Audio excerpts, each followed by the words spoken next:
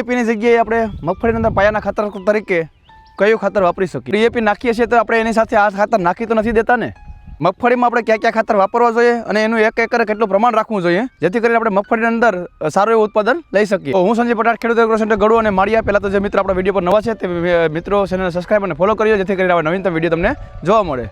Majority આપણા વિસ્તારની અંદર પાક મગફળીનો છે, તો એના અંદર આપણે ઉત્પાદનની અંદર હોય તો ઓછું ન થાય ને અને સારું ખાતર આપણે કયું વાપરી શકીએ? તો ખેડૂત મિત્રો અત્યારે હાલની પરિસ્થિતિની અંદર 12-32 હોલ અને ડીએપીનો મળવાનો પ્રશ્ન હોય તો ઓછો છે, તો એની જગ્યાએ આપણે કયું પૂરક ખાતર તરીકે નાખી શકીએ? તો ખેડૂત મિત્રો એની જગ્યાએ તમે સિંગલ સુપર ફોસ્ફરસ 1 એકરે તમે 100 થી 150 કિલો વાપરો તમે, અને એની સાથે લઈ લો તમે પોટાશ તમે લઈ લો એની અંદર 40 થી 50 કિલો 1 એકરે, અને સલ્ફર ફાડા તમે લઈ લો 10 કિલો.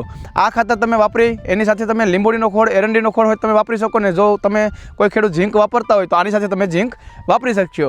ને આ ખાતર વાપરવાથી ખેડૂત મિત્રો આપણા મગફળીના ઉત્પાદન અંદર હોય સારું રહે, અને સારા પ્રમાણની અંદર એની અંદર આપણે મગફળીના પાકની અંદર ફોસ્ફરસની વધારે પૂરતી જરૂરિયાત હોય અને પોટાશની, નાઇટ્રોજનની એટલી બધી જરૂરિયાત હોતી નથી. એટલે ખાસ ખેડૂત મિત્રો આ ખાતરથી તમે આનંદ આપણા મગફળીના પાકની અંદર ઉત્પાદન સારું એવું લઈ શકશો. હવે ખેડૂત મિત્રો ક્યાં ભૂલ કરે છે? જે ડીએપી વાપરતા ખેડૂત મિત્રો આપણે મગફળીની અંદર છે એ અમુક સમયે ડીએપી સાથે હોય તો ઝીંક તમે પાયાની અંદર નાખો છો. તો ખેડૂત મિત્રો ડીએપી અને ઝીંક બંને સાથે ભળતું નથી, એટલે ખાસ એક ધ્યાન રાખજો કે ડીએપી અને ઝીંક સાથે ભેળવવું જોઈએ નહીં. તમે સિંગલ સુપર ફોસ્ફરસ, સલ્ફર ફાડા, ઝીંક અને પોટાશ આ 4 ખાતરનું કોમ્બિનેશન તમે એકરે વાવો તમે, આનાથી તમને ઉત્પાદન સારું રહે. એટલે આપણે ઉત્પાદન જે ખાતર નથી મળતા એની જગ્યાએ આવા ખાતર વાપરી અને ઉત્પાદન આપણે સારું એવું લઈ શકીએ. અસ્તુ, જય હિન્દ, જય ભારત.